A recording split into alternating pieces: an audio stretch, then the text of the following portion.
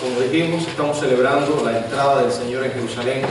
Así dio inicio esa última semana de la vida de nuestro Señor, que culminaría llevándole a la cruz y después su gloriosa resurrección. La muerte y resurrección de Jesucristo son las dos grandes verdades que componen la proclamación del Evangelio.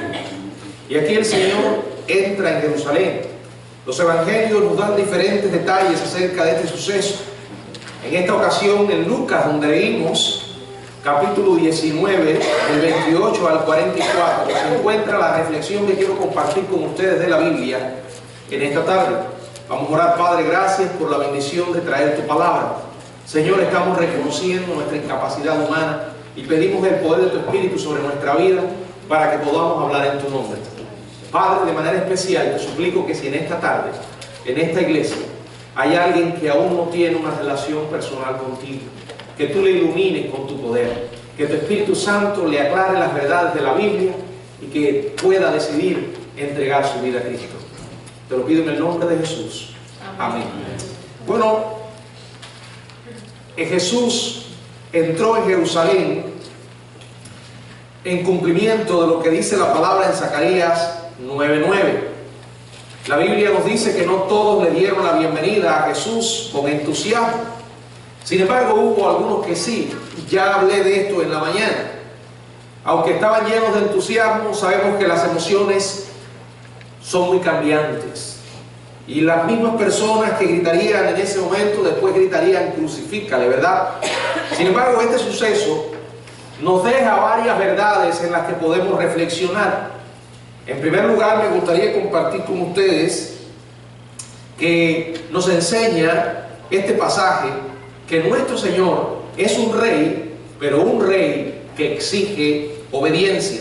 Dice la Biblia en el verso 28 de Lucas 19 hasta el 31, dicho esto, iba adelante subiendo a Jerusalén, y aconteció que llegando cerca de Betfagé y Betania, al monte que se llama de los Olivos, envió dos de sus discípulos y les dijo, diciendo, id a la aldea de enfrente y al entrar en ella hallaréis un pollino atado, en el cual ningún hombre ha montado jamás, desatadlo y traedlo.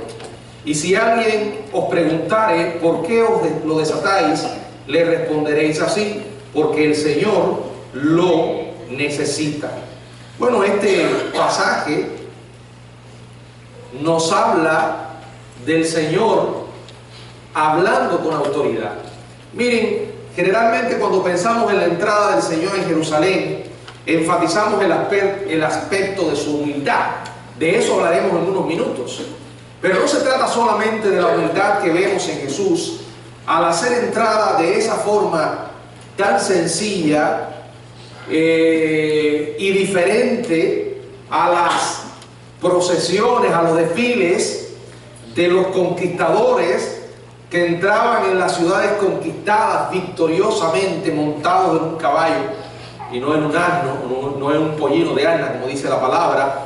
Vemos humildad, pero no solo hay humildad, aquí también hay autoridad. Aquí vemos al Señor enviando a sus discípulos a cumplir una misión y prometiéndoles el éxito.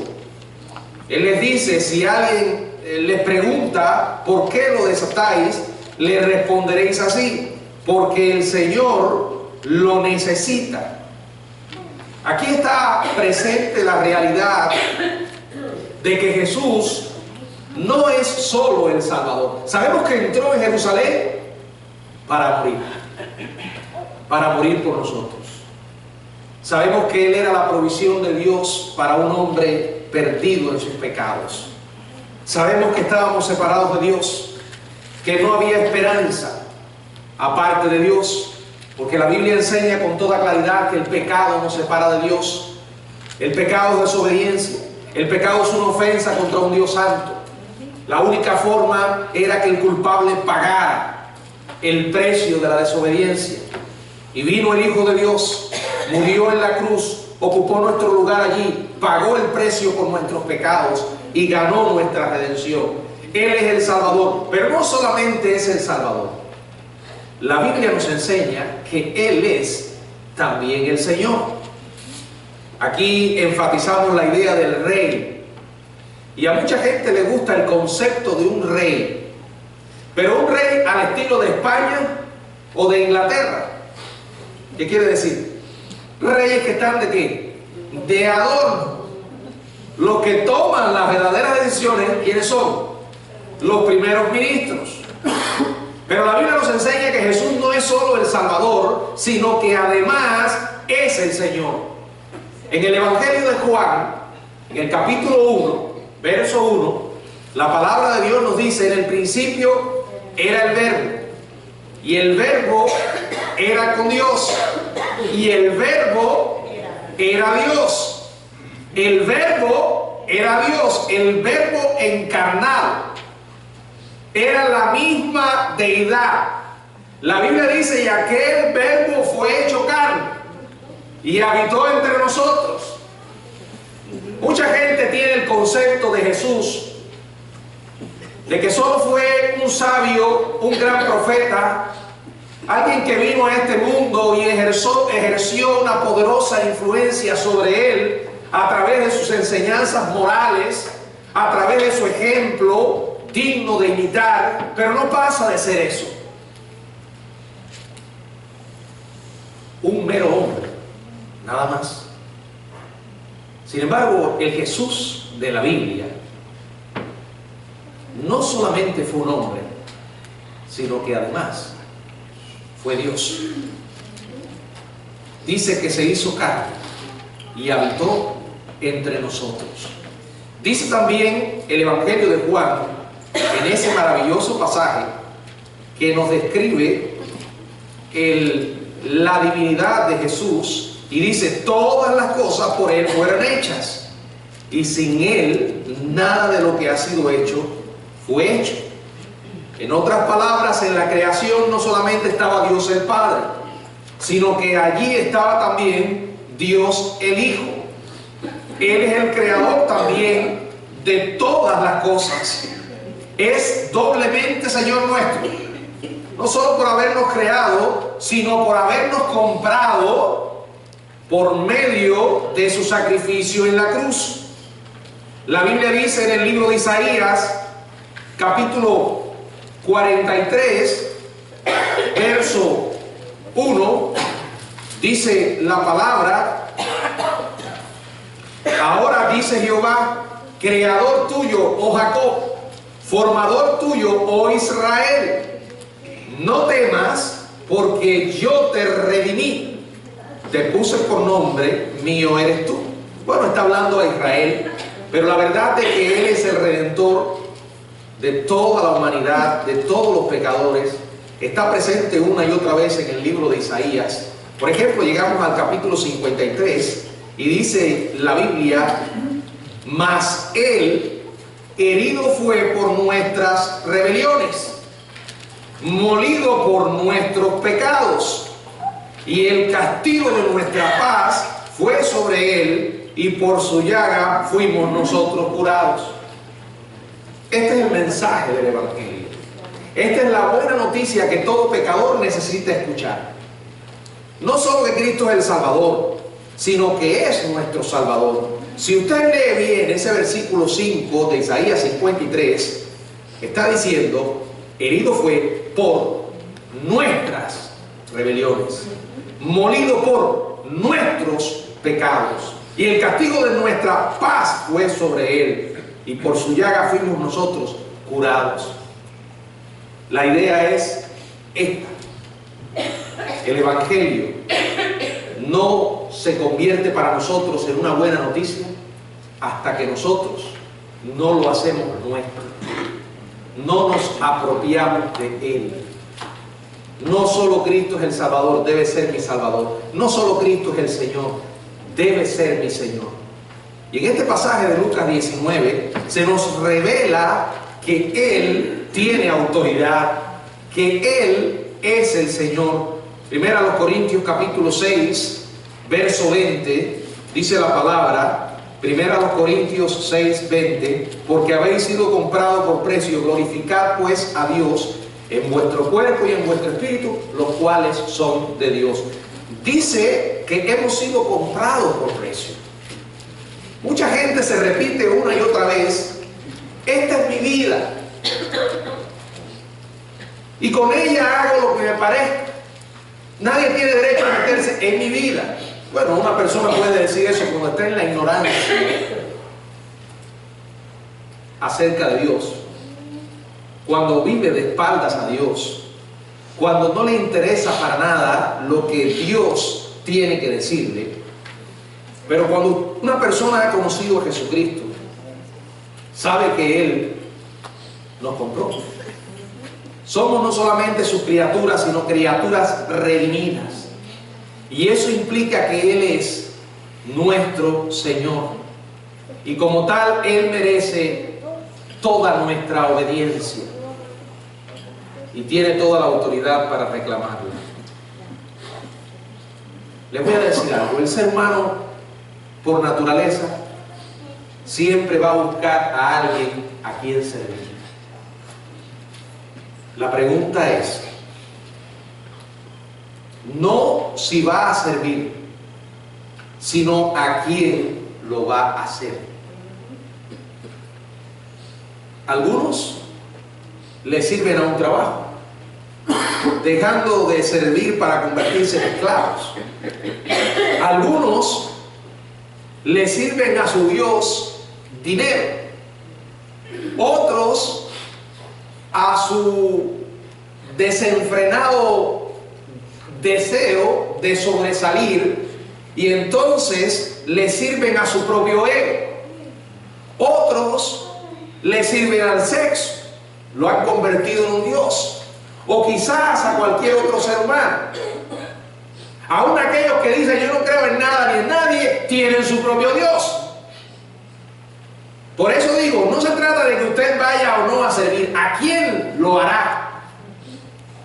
Qué bueno es cuando nosotros, por la gracia divina, somos iluminados para entender que el único que merece toda nuestra adoración es el Señor.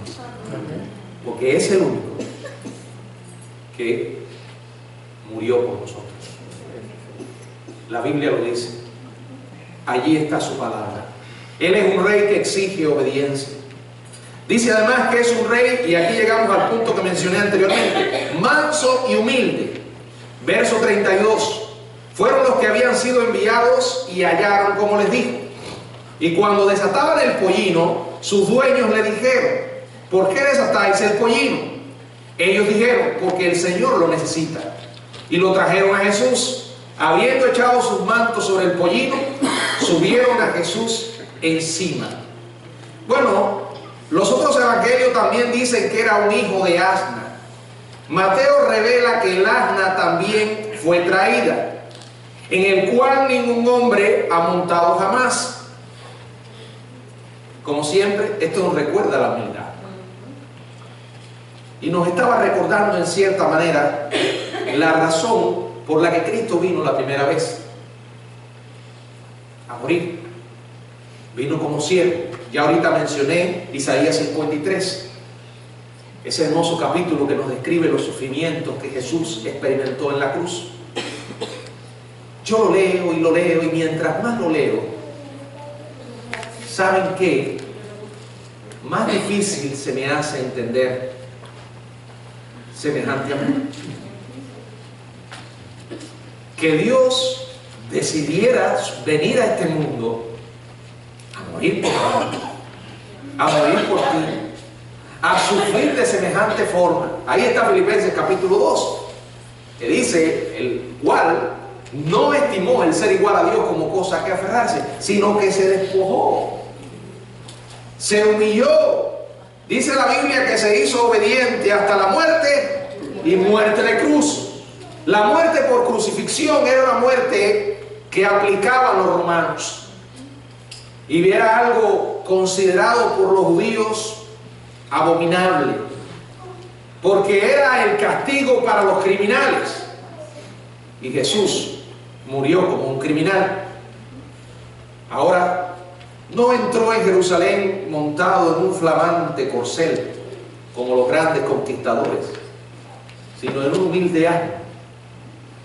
por segunda vez regresará ya no como siervo, sino como rey. Pero vuelvo a la idea, se nos está recordando de cuán humilde es el Señor. Él nos da el ejemplo y nos dice lo que encontramos en el Evangelio de Mateo, capítulo 11, verso 29. Llevad mi yugo sobre vosotros y aprended de mí, que soy manso y humilde de corazón, y hallaréis descanso para vuestras almas. Qué palabras tan distintas a lo que la gente hoy piensa. Para muchos, y cuando digo muchos son muchos, la mansedumbre y la humildad son debilidades. En una sociedad tan agresiva como la nuestra, donde cada uno corre hacia la meta para tener el primer lugar, sin importarle a quién tiene que dejar en el camino, a quién tiene que aplastar, a quién tiene que hundir.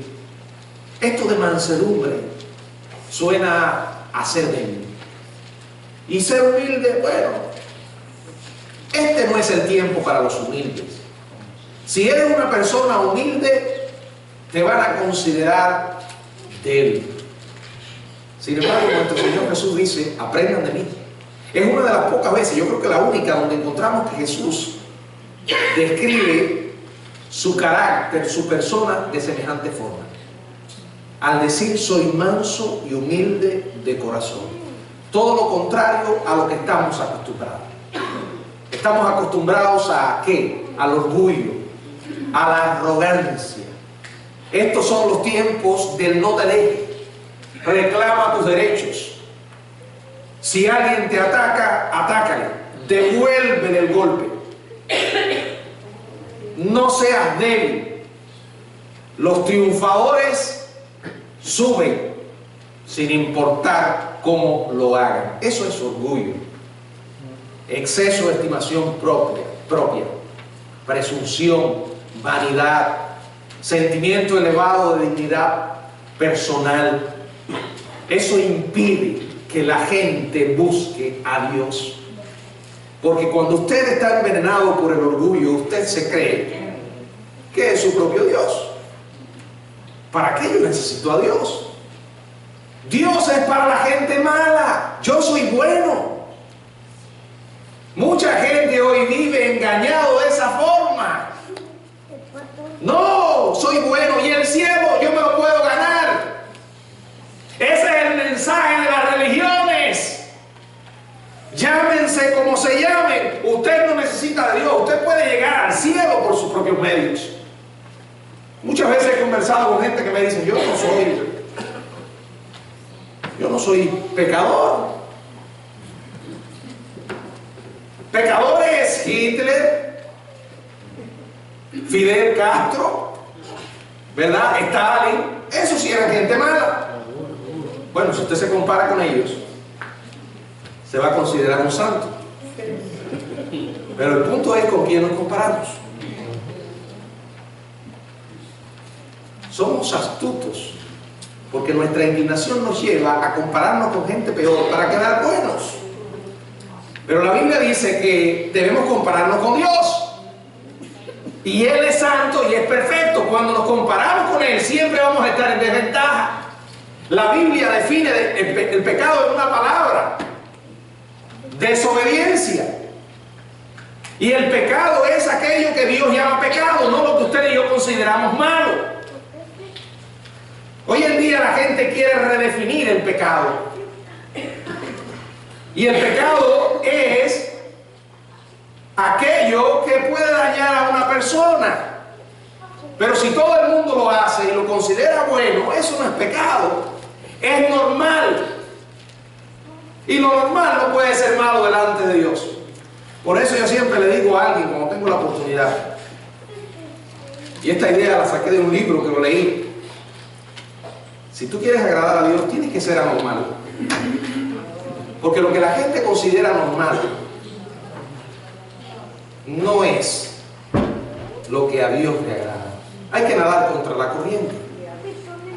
Y la realidad es que mucha gente se cree buena. Yo no he matado a nadie. Bueno, es posible. Yo tampoco. Al menos no con acciones. Pero cuando nos llenamos de ira contra alguien que nos ha ofendido, hemos, dice la Biblia, cometido un homicidio. Usted para cometer un crimen no tiene que llegar a asesinar a la persona, ¿eh? Solamente con pensarlo y desear que la tierra se abra y se lo trague, ya eres homicida. Lo dijo Jesús. ¿Quién no ha cometido quién no ha dicho una mentira en su vida? Yo dije muchas mentiras antes de ser cristiano. Qué bien. Yo las dije antes de ser cristiano y todavía se me siguen escapando después que soy cristiano. Porque tengo una naturaleza que tengo que arrastrar mientras esté en esta tierra, que es pecaminosa. Ahora, cuando uno reconoce que es pecador, entonces es cuando uno busca el remedio. Usted no va a ir al médico si no reconoce que está enfermo. Y esa es la idea. Por eso Jesús dice, sean mansos y humildes, como yo lo soy. Yo soy el modelo. La Biblia dice, bienaventurados los pobres en espíritu, porque ellos, ¿qué?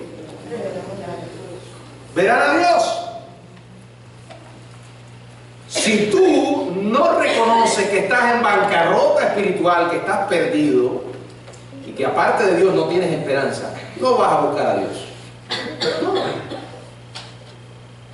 Para algunos Dios es, ya lo he dicho, el genio de la lámpara, que nos viene a sacar de problemas cuando los tenemos. Mientras no los tenemos, que esté tranquilo por allá, quizás ocupado en muchas cosas. Y la oración no pasa de ser un extintor contra incendios, ¿verdad? A lo que usted acude cuando está en medio del fuego. Dios, ayúdame. Pero la realidad es que nosotros necesitamos con Dios una relación. Y no podemos tenerla si no reconocemos nuestra condición. Por eso dijo Jesús, sean humildes. Él fue humilde. Lo suficientemente humilde tenemos que ser. Y Él no tuvo que reconocer eso porque era santo y sin pecado. Nosotros sí. Lo suficientemente humildes para que reconocer que somos pecadores. La tercera idea es que Jesús es un rey que merece alabanza. Dice el verso 36, y a su paso tendían sus mantos por el camino. Y cuando llegaban ya cerca de la bajada del monte de los olivos, toda la multitud de los discípulos, gozándose, comenzó a alabar a Dios a grandes voces por todas las maravillas que habían visto, diciendo, bendito el que viene en el nombre del Señor, paz en el cielo y gloria en las alturas. Entonces algunos de los fariseos de entre la multitud dijeron, maestro, reprende a tus discípulos. Él les respondió, os digo que si ellos callaran, las piedras clamarían. Es interesante que aquí encontramos a Jesús reconociendo la alabanza de estas personas, y mejor todavía, aceptándola. Alabanza es adoración, y la adoración solo pertenece a ¿quién? A Dios. No pertenece a ningún ser humano, porque en el preciso momento en que usted adora o alaba como a Dios pertenece a un hombre, está desplazando a Dios del lugar que le corresponde. Y créanme, no es una decisión sabia, porque el hecho de ponerse a pensar cómo la Biblia generaliza cuando dice que todos somos pecadores, y ¿saben qué? Todos es todos. Solo Jesús, solo Dios no es pecador. Solo Él merece nuestra alabanza. Expresamos nuestra adoración por quien es Él, no solo por lo que ha hecho. Se nos instruye a presentarnos a nosotros mismos como sacrificio vivo, santo, agradable a Dios, como un acto espiritual de adoración. Y la adoración no es solo un momento. Podemos tenerla como una manera de vivir. No importa dónde estemos y lo que estemos haciendo. Si estamos viviendo para Dios y haciendo lo que hacemos para Él, estamos adorándolo. Mucha gente hoy en día llama adoración a espectáculos que han creado para gratificar sus deseos carnales. Y entonces vemos muchos lugares que no se diferencian de las discotecas donde la gente hoy va a divertirse, a consumir drogas, a hacer una cita sexual con alguien. Pero la diferencia está en que estos lugares están en iglesias y se llaman cultos de adoración. Pero cuando usted se toma el tiempo para observar, es todo una invitación a dar riendas sueltas a las emociones y a los sentimientos. Y entonces la gente dice, ¿cómo sentí la presencia de Dios? Seguro. Seguro. El ruido, la estridencia, el escándalo, no es sinónimo de una iglesia espiritual, sino más bien carnal. Hoy en día vemos muchos shows, artistas, pero no siervos. Hay dentro de los cristianos también su farándula. Oímos hablar de la farándula del mundo, pero también dentro de los cristianos, de los llamados cristianos, hay mucha farándula. Son las personas que tienen un nivel. Y ahí están los músicos, los artistas. Y usted ve las luces y todo el espectáculo. A veces uno se pregunta, ¿dónde está Dios en todo esto? La adoración es aquella que hacemos pensando no en nosotros, sino en Él. La adoración es aquella que produce en nuestra vida un cambio y nos motiva a vivir de una mejor manera. Pero si después que tú terminas, solo te vas con la impresión de que pasaste un momento agradable, y de hecho algunos pueden llegar a decir, oye, ¿cómo me divertí? Veo en algunos de estos lugares que la gente va a bailar. Y cuando tú me preguntas, yo estoy bailando para el Señor. ¿Así? Sí, estoy bailando para el Señor. La Biblia no dice que es malo bailar. David bailó. Sí, pero yo no veo en el Nuevo Testamento que los apóstoles hayan bailado. Ni Jesús tampoco. Ahora, sí es cierto, David danzó. La danza era una práctica judía típica de los judíos y la hacían en su adoración. Pero nosotros no somos judíos. Y si vamos a imitar a los judíos en las danzas, entonces tendríamos que imitarlos en otras cosas. Ah, pero como me siento bien. Además, lo importante es que la gente venga y se sienta bien. Entonces, la adoración ha dejado de ser algo que hacemos para Dios y hemos ocupado el lugar de Dios con el hombre. Ya no se trata de lo que a Dios pueda agradarle o digamos que exalte nuestra espiritualidad, sino de lo que al hombre le gusta y de lo que al hombre pueda agradarle. La gente tiene que sentirse bien, si no, no van a ir a la iglesia.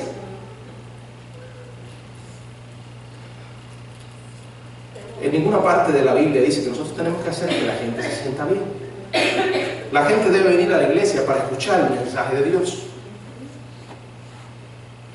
Y mi responsabilidad como pastor es exponer la verdad de Dios, aunque a algunos puedan molestarle.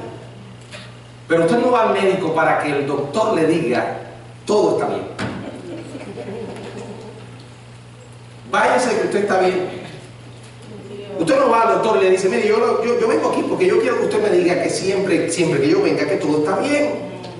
aunque esté hecho pedazos por dentro, usted va al médico así. Usted quiere que le diga la verdad, aunque sea difícil. Y a eso uno viene aquí. Él es el que merece nuestra alabanza. En cuarto lugar, es un rey compasivo. Dice el verso 41 al 44, y cuando llegó cerca de la ciudad, al verla, lloró sobre ella. Jesús lloró. Esta es una de esas veces donde lloró. Dice, dijo, si también tú conocieses a lo menos en este tu día lo que es para tu paz, mas ahora está encubierto de tus ojos, porque vendrán días sobre ti cuando tus enemigos te rodearán con vallado y te sitiarán y por todas partes te estrecharán y te derribarán a tierra y a tus hijos dentro de ti, y no dejarán en ti piedra sobre piedra por cuanto no conociste el tiempo de tu visitación. La gente incrédula no se dio cuenta a quién tenían ante ellos. No sabían que su paz estaba pasando frente a ellos. Y Jesús lamentaba que no lo recibirían con gusto. Y dice el verso 47 que buscaban la oportunidad para matarle. Dice en el 47, y enseñaba cada día en el templo, pero los principales sacerdotes, los escribas y los principales del pueblo procuraban matarle. Pero Jesús lloraba al ver que en medio de tanta gente, en medio de la gran ciudad, y en unos cuantos días, Él iba a ser rechazado por esa misma gente. Estas palabras que anuncia se cumplieron unos 40 años después, cuando un general romano llamado Tito sitia la ciudad y la destruye. En aquella lucha cruel, 600.000 judíos fueron asesinados. Pero en ese momento, él, sabiendo lo que venía, no lloró por él. Él estaba llorando por aquella gente, por su ignorancia, por su rechazo. Yo doy gracias a Dios por poder leer la Biblia, que mi Dios llora. ¿Qué quiere decir? Que nuestro Dios es un Dios compasivo, que conoce nuestro dolor. Y cuando estamos atravesando por un dolor del tipo que sea, Él no es indiferente. El Dios de la Biblia es un Dios personal. Algunos por ahí hoy se declaran deístas, otros ateos. Los ateos son los que dicen que no hay Dios, no creen en Dios.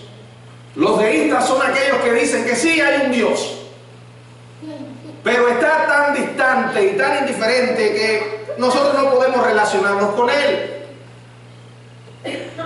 Pero ese no es el Dios de la Biblia. Nuestro Dios es un Dios personal. Y usted dirá, ¿cómo podemos saberlo, pastor? Bueno, Jesús nos vino a revelar al Padre, y si algo marcó su ministerio fue la compasión. Sintió profunda compasión por el dolor y el sufrimiento de las personas. No hubo una persona que se encontrara con Jesús que Él le diera la espalda. Enfermos, con todo tipo de enfermedades, personas ciegas, dominadas por demonios, alivió sus dolores, su sufrimiento. Experimentó compasión por los tristes. Recuerdo a aquella madre desesperada porque su hijo había muerto y encontró a Jesús. Jesús devolvió a la vida a su hijo. Secó las lágrimas de aquella madre desesperada. El hambre del mundo lo conmovió. La soledad, el abandono, eran necesidades a las que Jesús no fue indiferente. No le importaba si la persona era un publicano, no le importaba si era un fariseo, no le importaba si era una ramera, no le importaba si era una mujer, si era un samaritano. Él fue por encima de todas las barreras para manifestar compasión. Compasión, he dicho otras veces, no es lástima. Usted mira a alguien y siente lástima, pobrecito, qué tragedia. Nada más. La compasión ve la necesidad e intenta remediarla. Qué bueno saber que Jesús es así. Tal vez alguien que esté aquí en esta noche ha venido a este lugar con una profunda necesidad. Yo no sé, pero sí le aseguro que Dios sí lo sabe. Y quiero decirte que el Dios que creó los cielos y tu vida no es indiferente a tu dolor. Mucha gente hoy dice que ¿por qué Dios no hace algo con el sufrimiento? Ya lo hizo.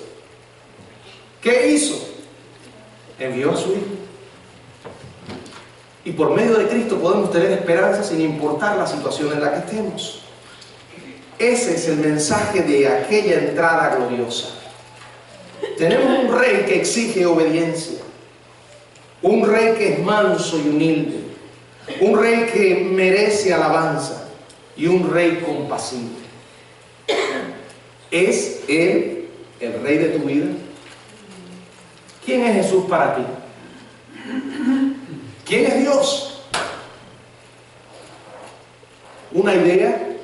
¿Un concepto religioso? ¿Una doctrina teológica? No es eso.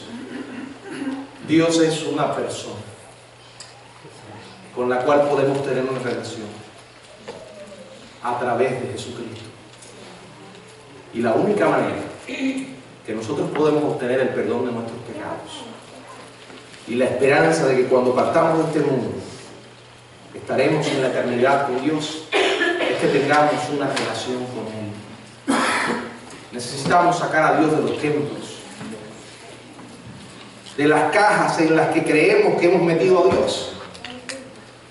Él es soberano, todopoderoso, infinito, compasivo, amoroso y justo.